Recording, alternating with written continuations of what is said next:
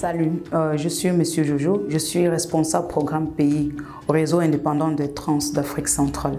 Le 31 mars, comme chaque année, est une journée mondiale qui permet aux personnes trans de célébrer leur existence. Pour cette année, la 14e édition de la Journée internationale de la visibilité trans, le RETAC a mis pour thème une visibilité positive pour un mouvement fort en Afrique centrale.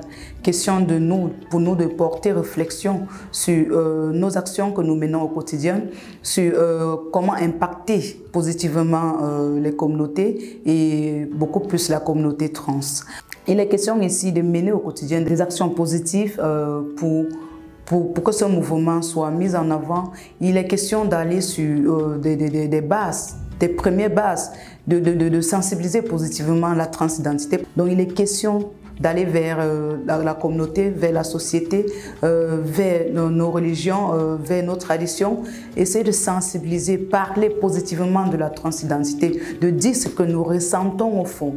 Donc c'est l'occasion également pour nous de réfléchir en cette 14e édition, comment faire pour augmenter l'enveloppe des personnes trans, pour mener des actions, pour rendre le mouvement solide, pour rendre le mouvement positif, pour rendre le mouvement fort et pour rendre le mouvement visible. Bonjour, je m'appelle Marco, je suis le conseiller du réseau indépendant des trans d'Afrique centrale pour le Cameroun.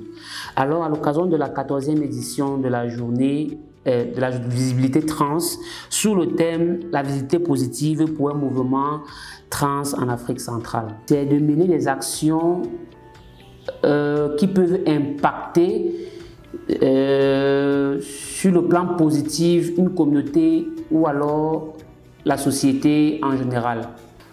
Étant donné que depuis quelques années quand même, nous voyons naître des organisations trans, des mouvements trans et de plus en plus des personnes trans sont impliquées dans le domaine de la défense et du bien-être de la personne trans. Alors, cette positivité peut peut nous aider à influencer les politiques sans toutefois heurter les sensibilités bien sûr et aussi changer de comportement, aider au changement de comportement des membres de la communauté. Bonjour, moi c'est Pamela Tekasala, je suis militant féministe et activiste de droits humains LGBTQIA+.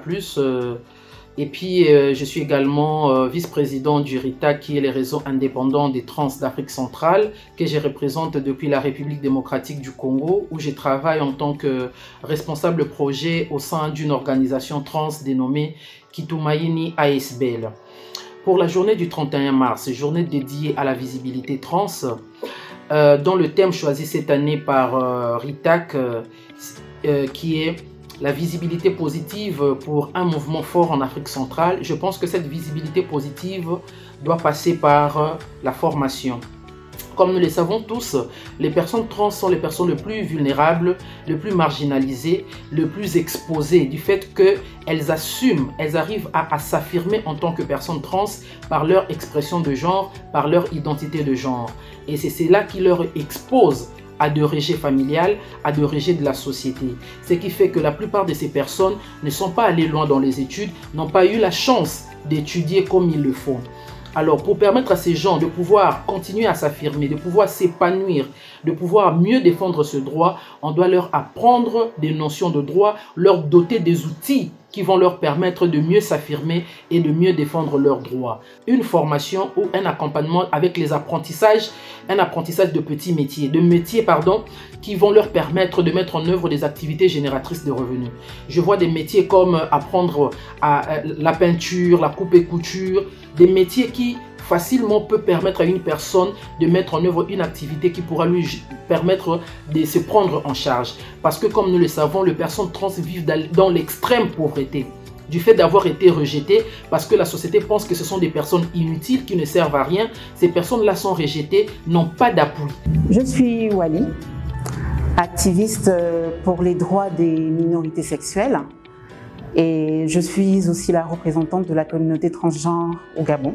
Cette sortie, alors, elle s'inscrit dans le cadre de la célébration du 14e anniversaire de la Journée internationale de la visibilité trans. Cette journée est placée sous le thème de la visibilité positive pour un mouvement fort en Afrique centrale. L'image de la communauté transgenre est fortement entachée par des préjugés, par des idées reçues, par de fausses conceptions. Il y a des personnes qui travaillent. Ces personnes travaillent à déconstruire cette image négative véhiculée par la société. Il est plus que temps d'oser en parler ouvertement, de se montrer, d'être visible. Nous devons éduquer, nous devons sensibiliser les populations, mais aussi les personnes de la communauté transgenre. Nous avons besoin de modèles. Alors, concernant la RCA, la visibilité trans, on va dire qu'il n'y a même pas de visibilité trans ici chez nous. Alors, ce qu'il faudrait faire, c'est que déjà, nous, on en connaît. Il y a des gens il faut rééduquer les gens dans l'identité des gens. Il faut faire la part des choses. Il faut expliquer à tout le monde c'est quoi être transgenre, c'est quoi être HSH. Donc, en fait, quand chaque personne retrouve son identité, il peut plus s'affirmer, plus se montrer. Donc, pour moi, la visibilité, d'abord, c'est de faire comprendre, surtout ici en RCA, la différence des identités de genre à chaque type de population. La journée internationale de la visibilité trans, déjà quand on parle de la visibilité, parce que pour moi déjà la visibilité c'est un enjeu crucial en fait, c'est une façon de communiquer, c'est une communication parce que c'est une façon d'être accessible et être ouvert à plusieurs personnes en fait. Donc moi je dirais que cette visibilité ça passe aussi par la création, vous voyez, la création de certains contenus de la part des personnes trans pour parler de leur mode de vie en fait, parler de leur mode de vie, parler de leur parcours, parler de leurs difficultés et en fait, des joies, tout ça en fait. Si je puis encore le dire, la visibilité en Afrique, pour nous déjà c'est dans ce sens là en fait, montrer tout ce que nous pouvons, toutes les souffrances que nous endurons sur les réseaux en fait, avec des contenus, parce que déjà ce genre de contenu sur les réseaux sociaux joue un grand rôle, parce que c'est indispensable, vous voyez, c'est vraiment indispensable parce que ce genre de contenu joue un grand rôle pour nos vies, pour ce que nous vivons, pour les discriminations, la transphobie au sein des familles au quotidien en fait.